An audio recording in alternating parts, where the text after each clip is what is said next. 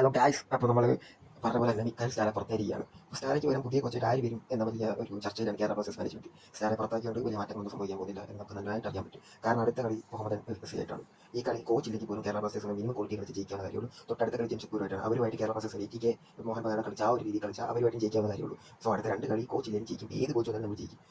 പുതിയൊരു കോച്ച് വന്നതിന് ശേഷമാണ് ഈ രണ്ട് കളി കേരള ബ്ലാസ്റ്റേഴ്സ് അറിയുന്നെങ്കിൽ പൊതുവെ എല്ലാവരും പറയും കോച്ച് മാറി റിസൾട്ട് വന്നത് അത് വെറും തെറ്റിദ്ധാരണ മാത്രമാണ്. അതവിടെ നിൽക്കട്ടെ. ഇനിയിപ്പോൾ എന്തായാലും പുതിയ കോച്ചിനെ തപ്പണമല്ലോ. അപ്പോൾ പുതിയ കോച്ച് ആരായിരിക്കും ഒരു ചർച്ചയിലാണ് പൊതുവെ എല്ലാ യൂട്യൂബ് ചാനലും എല്ലാ സ്പോർട്സ് അനലിസ്റ്റുകളും. അപ്പോൾ എനിക്ക് തോന്നുന്നത് ഇവാൻ കോമനോവിച്ചോ ഡെസ്ബെ കിയാമോ ഇത് രണ്ടും അല്ലെങ്കിൽ ഐ എസ് എൽ എക്സ്പീരിയൻസ് ആയിട്ടുള്ള ഇക്കോ ഷെറ്റോറി വന്നാൽ പോലും എൻ്റെ ഒരു ഒപ്പീനിയൻ പറയുകയാണെങ്കിൽ ഇക്കോ ഷെറ്റോറി വന്നാൽ കുറച്ചുകൂടി നന്നായിരിക്കും എന്നാണ്. അദ്ദേഹത്തിന് പുതിയ മോഡേൺ ഫുട്ബോൾ രീതിയോട് വളരെ അടുത്ത ബന്ധമുള്ള ആളാണ്. സെറ്റ് പീസസിന് ഗോൾ കൺവേർട്ട് ചെയ്യാനുള്ള അദ്ദേഹത്തിൻ്റെ എബിലിറ്റിയും എല്ലാം വളരെ സൂട്ടബിളാണ്. പിന്നെ ബാക്കി ഇവാൻ കോമനോവിച്ചിനെ കുറിച്ച് ഞാൻ പറയേണ്ട കാര്യമില്ലല്ലോ. 3 വർഷം അടുപ്പിച്ച് പ്ലേ ഓഫ് എത്തിച്ച കോച്ചാണ് അദ്ദേഹം വന്നാൽ വളരെ സന്തോഷം. ഡെസ്ബെ കിയാം പറയേണ്ട കാര്യമില്ല. മുമ്പേ ഏറ്റവും മികച്ച കോച്ചുമാരിൽ ഒരാളായിരുന്നു. എന്തായാലും നമുക്ക് നോക്കാം ആര് വരുമെന്ന്. Okay guys.